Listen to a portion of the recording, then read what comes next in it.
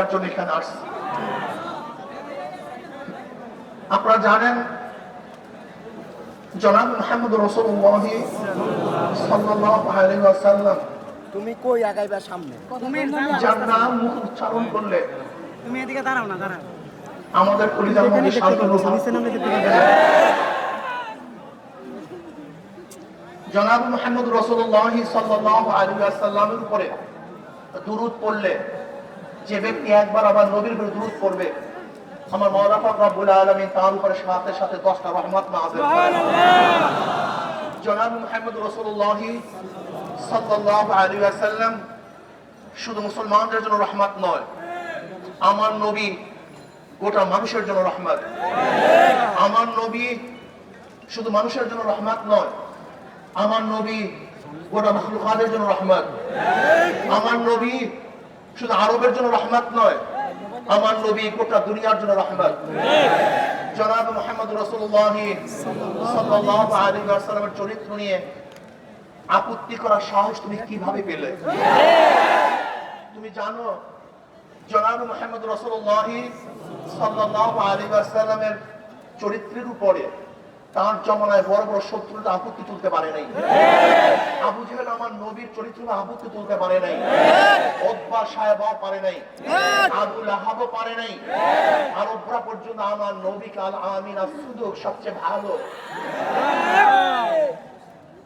অনেক ভালো, অনেক সত্যবান, অনেক আখলাকি। তুমি কি জানো না জনাব মুহাম্মদ রাসূলুল্লাহ সাল্লাল্লাহু আলাইহি ওয়াসাল্লামের পথের মধ্যে কাঁটা বিছিয়ে দিত আর আমার নবী তার হেদায়েতের জন্য দোয়া করতেন।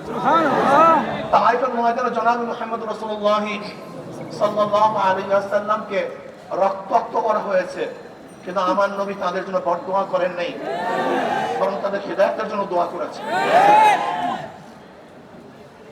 জনাব মুহাম্মদ রাসূলুল্লাহ সাল্লাল্লাহু আলাইহি ওয়াসাল্লাম ইজ্জত রক্ষা করার জন্য, ইজ্জত অনেক দূরের কথা, জনাব মুহাম্মদ রাসূলুল্লাহ সাল্লাল্লাহু আলাইহি ওয়াসাল্লামের শুধু একটু ঘুমের জন্য, এক মুহূর্ত ঘুমের জন্য আমরা সব কিছু উজাড় করতে পারি।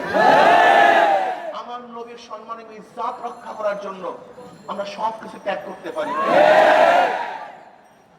যদি কেউ আমার নবীর উপরে ছোট্ট একটা কাঁটা দিয়ে আঘাত করার চেষ্টা করে, যদি ছোট্ট একটা কাঁটা দিয়ে আঘাত করার চেষ্টা করে আঘাত করে, আমরা হাজারো লক্ষ মুসলমান সে আঘাতকে ফিরাবার জন্য শাহাদাত বরণ করতে পারি। তুমি কি জানো আমার নবীর অবস্থাটা কি? আমরা আমার নবীকে কিভাবে ভালোবাসি? আমরা আমার নবীর জন্য আমার স্ত্রীকে ত্যাগ করতে পারি, আমি আমার নবীর জন্য আমার সন্তানকে ত্যাগ করতে পারি, আমি আমার নবীর জন্য আমার মেয়েকে ত্যাগ করতে পারি, আমি আমার নবীর জন্য আমার ঘর ত্যাগ করতে পারি।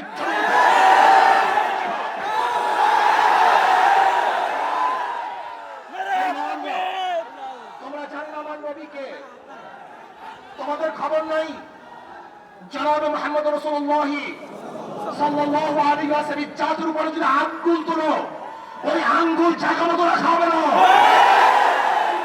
নবীর চরিত্রে চক্ষু তোলো, ওই চক্ষু ছড়িয়ে দিয়ে বের করে দাও। শিবরাতে আমার নবীর উপরে কটূক্তি করা হয়েছে, শিবরাতে ফেলা হলে আজকে ভারত সরকার মুসলমানদের উৎখাত করার ষড়যন্ত্র করতেছে। বাবরি মসজিদ উৎখাত করেছে, সেখানে কি পেয়েছে? বাবরি মসজিদের নিচে মন্দির পেয়েছে। আর আমার বিশ্বাসের উপরে সুপ্রিম কোর্ট রায় দিয়েছে। আমি বলবো ভারতে কোনো কোর্ট নেই, ওখানে আদালত নেই, ওখানে আছে মোদীর কার্যক্রম বাস্তবায়ন করার হতে পারে না। আবার আমরা কি দেখতেছি? বোরখা অবৈধ ঘোষণা করেছে, এটা কি কোর্ট? আদালত? আবার এখন জ্ঞান বাবি মসজিদের মধ্যে নতুন ভাবে ষড়যন্ত্র হয়েছে, সেখানে শিবলিঙ্গ পাওয়া গেছে। শিবের লিঙ্গ এত বড়, সব জায়গায় শিবের লিঙ্গ পাওয়া যায়।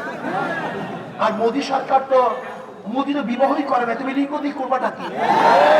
তোমার লিঙ্গ খবর নাও কেন? তুমি এত তুমি বিবাহই করো নাই। অমুক জায়গায় শিবলিঙ্গ পাওয়া যায়, তমুক জায়গায় শিবলিঙ্গ পাওয়া যায়। আবার জ্ঞান বাবি মসজিদের মধ্যে শিবলিঙ্গ পাওয়া গেছে, সেখানে কোর্ট নির্দেশ কিভাবে দেয় যে হ্যাঁ খুঁজে দেখো? এটা আদালত হতে পারে। আমি যদি বলি যে মোদী সরকারের বাড়ির মধ্যে কোরআন পাওয়া গেছে, সেখানে জনাব মুহাম্মদ রাসূলুল্লাহ সাল্লাল্লাহু আলাইহি ওয়াসাল্লামের জুতা মোবারক পাওয়া গেছে, এখন কি কোর্ট বলবে যাও খোঁজ করো? এটা হয় না। এটা কেমন কোর্ট?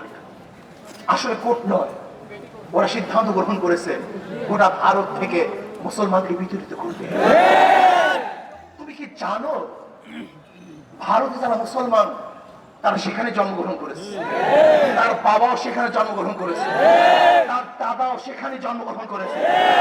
শুধু কি তাই, অন্যান্য ধর্মের লোকগুলি মারা যাওয়ার পরে পানিতে ভাসিয়ে দেয়, পুড়িয়ে দেয়, অন্য জায়গায় চলে যায়, দেশে থাকে না। কিন্তু ভারতের মুসলমান মারা যাওয়ার পরেও তাদের শরীর ভারতের জমিনেই থাকে, অন্য কোনো জমিনে থাকে না। ভারতে মুসলমান থাকবে, মুসলমানদের অস্তিত্ব থাকবে, মুসলমানের নেতৃত্ব থাকবে। ভারত ব্রিটিশরা দখল করেছে মুসলমানদের থেকে, কাজে আমার থেকে ব্রিটিশ দখল করেছে আমার দেশ, আমাকে ফিরিয়ে দিতে হবে। ভারত মুসলমানদের কাজে মুসলমানদের দেশ, মুসলমানকে ফিরিয়ে দিতে হবে। আর তোমরা জানো 750 বছর পর্যন্ত মুসলমানরা শাসক ছিল, কিন্তু কোনো মন্দির ভাঙ্গে নাই, কোন হিন্দু অত্যাচার করে নাই।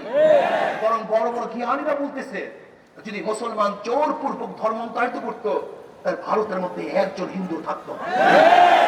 কিন্তু 750 বছর পর্যন্ত মুসলমানরা শাসক থাকা সত্ত্বেও এত হিন্দু কেন? মুসলমান কোন বিজাতির বা অত্যাচার করে না, জোরপূর্বক কাউকে ধর্মান্তরিত করে না।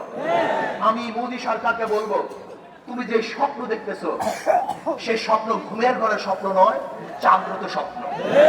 এই স্বপ্ন বাস্তবায়ন হবে না। ভারত থেকে মুসলমান উৎখাত করতে পারবা না।